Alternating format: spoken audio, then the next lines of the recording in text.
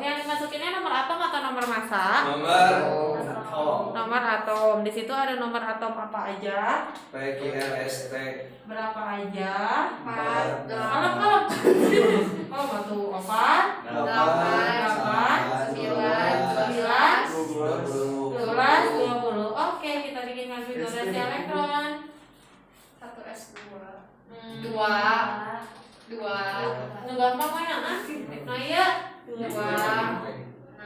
Oke, yang ini 7. Oke, yang ini 2, 8. Oke, yang ini 2, 8, 8, 2. Oke, mana yang segolongan? PST. Ini, yang ini. Karena belakangnya sama-sama 2. Silakan cek di option ayana nu mana. S dan T. Oke. Nomor 42 kita nyari yang mana tuh? Yang bersifat basa tentunya, yang bersifat paling basa. Untuk mencari yang bersifat paling basa, kamu harus cari ketika senyawa ini dimasukin ke dalam air, mana yang bersifat basa, baru nyari yang paling basa gitu ya. Nah, suatu senyawa oksida namanya, ada suatu senyawa oksida, itu ada 2 jenis, ada oksida asam, ada oksida basa. Oksida asam, ada oksida basa. Oksida asam ketika dimasukin ke dalam air, maka ini akan membentuk larutan asam. Sedangkan oksida basa ketika dimasukin ke dalam air berarti dia akan membentuk senyawa basa. Oksida asam itu terbentuk dari oksida T jelas oksigen dan senyawa non logam. Itu menjadi senyawa oksida asam. Sedangkan oksida basa berarti oksigen dengan atau logam. Kita analisis di sini. Yang oksigen yang mana?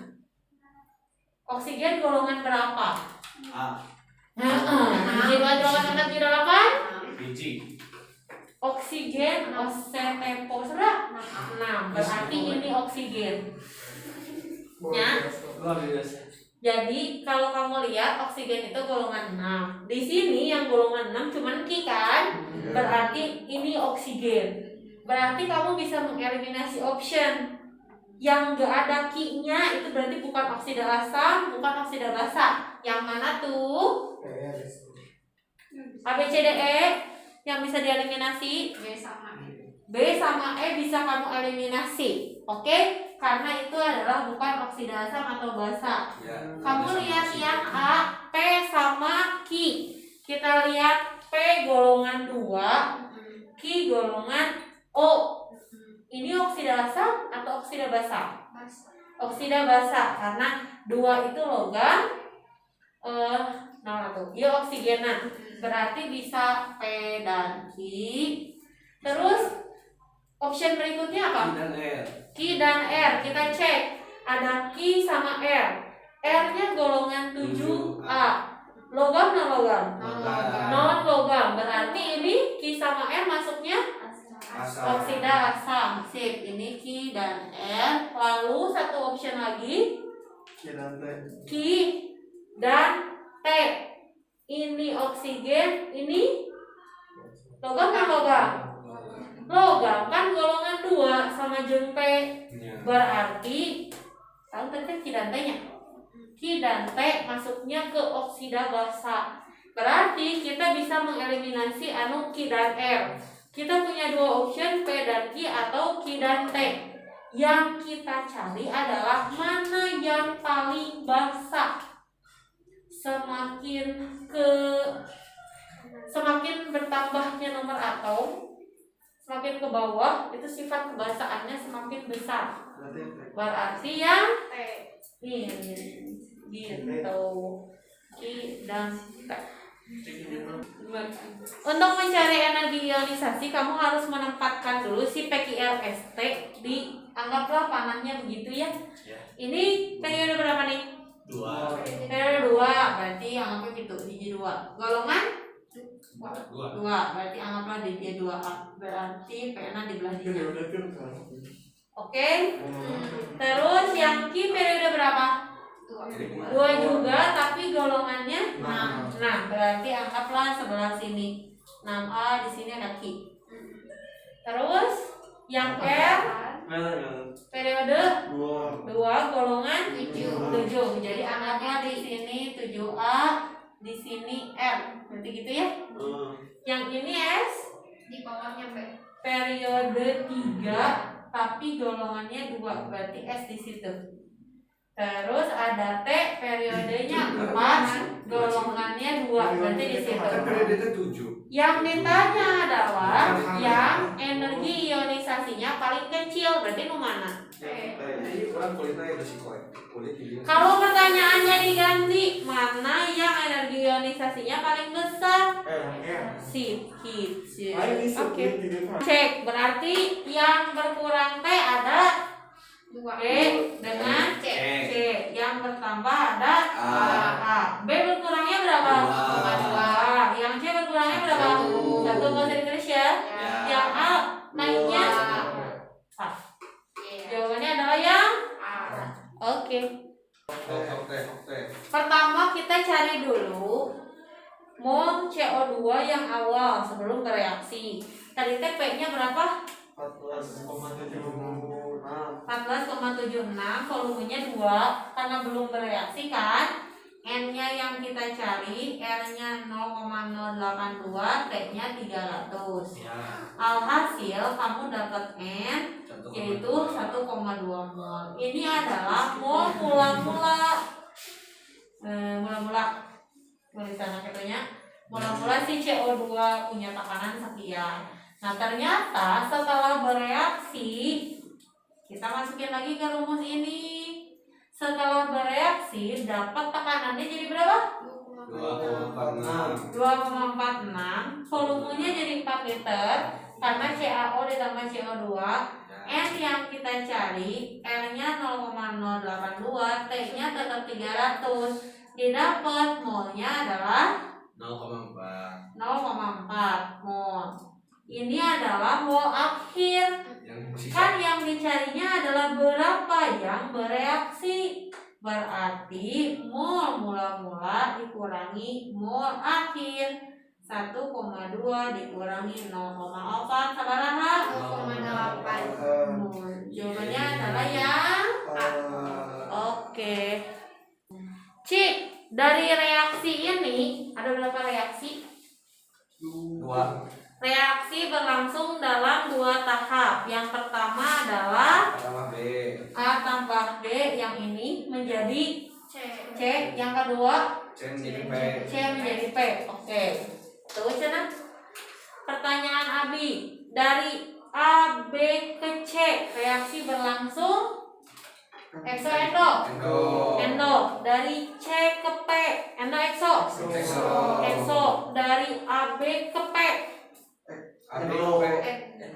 Reaksi totalnya endo. Oke, mantap. Terus dari grafik ini mana senyawa yang bisa diisolasi?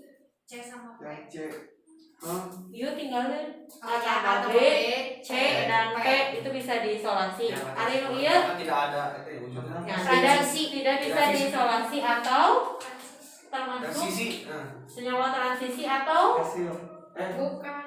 nanti teraktifkan. Mana di sini bahasanya? Senyawa teraktifkan. Kompleks teraktifkannya. Si AB sama C itu tidak bisa diisolasi karena termasuk kompleks teraktifkan. Artinya dia tidak ada di situ. Terus kalau Doi, salah pacar. Pertanyaan Abi Doi, mana yang menjadi reaksi penentu laju reaksi? Yang pertama B. Sampai semuanya. Yang pertama atau yang kedua atau dua-duanya? Kedua. Itu yang sering keluar banget. Reaksi penentu laju reaksi adalah yang paling lama. Teh dilihat dari tinggi apanya? Tinggi bukit teh artinya naon? aktivasi. Energi aktivasi berarti yang penentu laju reaksi yang AB ke C atau C ke P. C ke P karena energi aktivasinya paling tinggi. Oke. Terus delta H dilihatnya dari mana? Delta H itu dilihat dari yang akhir dikurang yang awal. Jadi kalau reaksi yang pertama ini dikurang yang ini, kalau reaksi yang kedua berarti ini dikurang yang ini. Kalau reaksi keseluruhan berarti yang ini dikurangi yang ini. Oke. Kita lihat option A. Option A disebutkan apa? A tambah B bisa langsung membentuk P. Apakah A tambah B bisa langsung membentuk P? Tidak. Tidak, karena sebelum membentuk P dia harus membentuk C. gitu. Karena bereaksinya berlangsung dalam 2 tahap. Cek yang B apa? A tambah B membentuk P melalui dua kompleks reaktifkan yaitu AB bintang dan C bintang. Benar salah? Betul. Betul. Ada yang C. Salah. Nah, itu C. Oke. Reaksi A tambah B menjadi C melepas energi sebesar E kurang M. Di sini nggak ada keterangan ya. Tidak ada. Harusnya ini kurang ini pokoknya. Nggak tahu berapa. Yang D juga sama kan? Karena Ya. tidak ada keterangannya di sini. Yang E naon? Reaksi A tambah B menjadi C adalah eksoteron. Exo endo. Endo. Yang exo yang mana? Yang AB. Tapi itu yang D kan reaksi A tambah B ke C itu melepaskan energi sebesar F ke D. Kan itu mah tidak begitu. Kayak tadi F. F mah kan iya. Yang ini kan nggak tahu si C-nya berapa karena lebih atas dari F gitu. Oke. Oke. Sipo. Lihat di optionnya. Yang A apa? Grafit mengandung pemotor yang dapat menghantarkan listrik. Nah, Sebenarnya sebenarnya kamu bisa lihat dari istilah menghantarkan listriknya sendiri. Kenapa sih suatu logam bisa menghantarkan listrik? karena termasuk isolator. Abi pernah nyebut dulu lagi bahas sel volta. Abi pernah nyebut pas kena bahas sel volta. Ayah grafik ayah itu salah. Pengok. Sopan kamu gitu, sopan. Carek kan? Tahu kan? Nah kita terus kayak anggaplah Tanya dulu teh, sama aslinya tanya dulu teh. Kalau ada teh. Nah, ya elektroda, terus di sini teh ada dihubungkan pada suatu voltase, terus ada batu baterai segituin. Terus Abi nyebut waktu itu elektron dihasilkan di sini misalkan, maka elektron itu akan mengalir ke sini dan dia baru kebaca di voltase sebagai muatan listrik. Artinya kalau bisa menghantarkan listrik ada tadi berapa? Elektron. Jadi ciri suatu logam bisa menghantarkan listrik, apapun bisa menghantarkan listrik ketika ada elektron yang bergerak dengan bebas, itu bisa menghantarkan listrik. Kalau di larutan bisa menghantarkan listrik ketika ada ion yang bergerak bebas. Tapi kalau di padatan, di kabel ataupun di apapun, dia bisa menghantarkan listrik jika ada elektron yang bergerak dengan bebas. Berarti kenapa sih si grafit bisa menghantarkan listrik sedangkan intan tidak? Intan tidak punya elektron. Tidak punya elektron, lanjutkan yang bergerak dengan bebas. Jadi buat yang di intan itu si elektronnya udah keikat semua gitu. Jadi dianya rigid, nggak ada elektron yang bisa esong-esongnya. Sedangkan di grafit mah di pinggir-pinggirnya ada elektron. Jadi si elektronnya bisa jalan-jalan gitu kemana-mana. Yang menjadikan si grafit itu bisa menghantarkan listrik. Jadi cuma itu. Oke. Cirinya. Jadi ada 3 larutan, ada hidrolisis, bisa masuk asam basa, bisa masuk hidrolisis, bisa masuk Penyangga. naon cirina sih suatu larutan itu masuk hidrolisis? Sisa garam. Yang bersisa hanya garamnya saja. Artinya yang lemah dan yang kuatnya habis bereaksi gitu ya. Apa cirinya dia termasuk ke asam basa? Bersifat asam atau basa. Hasilnya ada asam. Bersisa. Hasilnya bersisa yang kuat, mau asam ataupun mau basa. Apa sih cirinya kalau si larutan itu masuknya ke larutan penyangga? Seimbang. Nah, itu ada sisa dari Sisa apanya? apa asam basanya ada. Yang sisanya yang mana? Yang kuat atau yang lemah? Yang lemah. Yang lemah. Ingatnya itu. Jika yang bersisa yang kuat, maka asam basa biasa. Jika yang bersisa yang lemah adalah larutan penyangga. Kalau tidak bersisa berarti hidrolisis. Sip, kita analisis yang A. Ada asam lemahnya berapa di situ? Ada berapa biji asam lemah? 6. Oke. Basa kuatnya ada berapa di situ?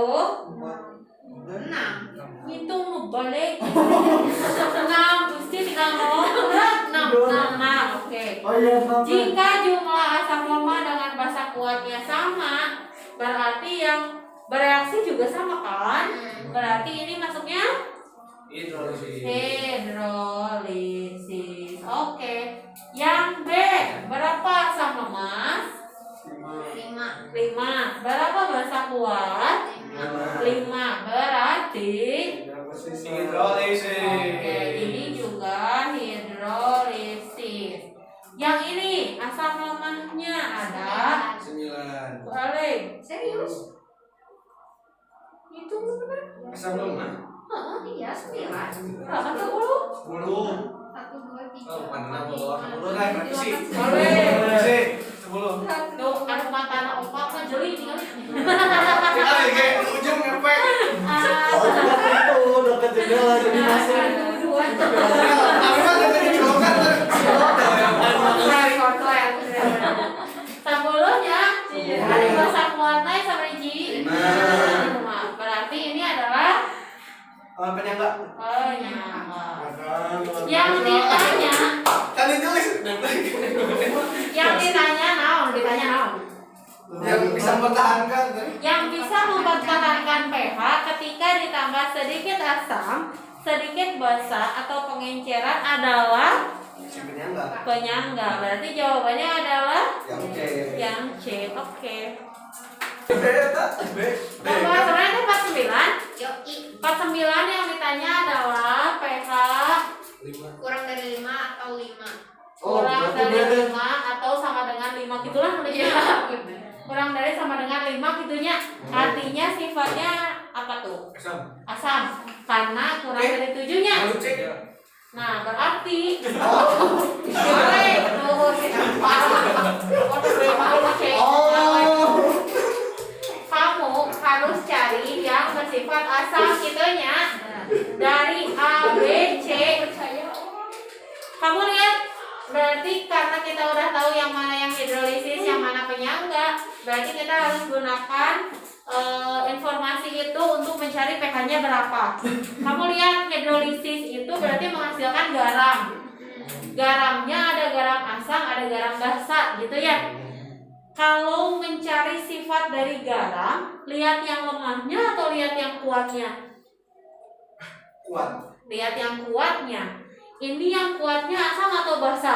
Basa. Basa. Berarti kalau yang kuatnya basa, sifat garamnya adalah Basa. basa. Berarti yang ini bersifat basa, Yang yang ini juga bersifat basa.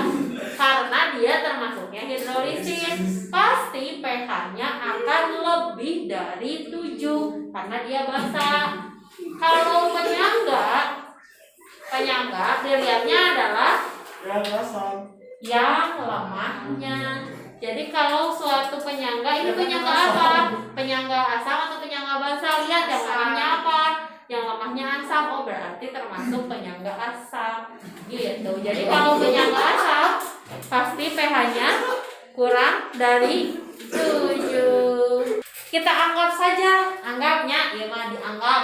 Soalnya kopi diganti, dianggap kalau yang ditanyakan adalah berapa sih molaritas garamnya, gitu ya.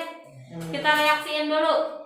Kan ada asam lemah dengan basa kuat membentuk garam dan air. Itulah ya. Asam lemahnya di sini tadi kamu nyebut ada 6. Terus di situ ada keterangan kalau per butirnya teh 0,1 milimol. Berarti si asam lemahnya 0,6 milimol. Oke? Basa kuatnya pun 0,6. Ini mula-mula, berarti ketika bereaksi ini 0,6, 0,6, 0,6, 0,6. Ini habis bereaksi. Yang bersisa adalah 0,6 garam. Kita cari konsentrasi garamnya. Kan kamu tahu rumusnya adalah mol sisa dibagi volume total.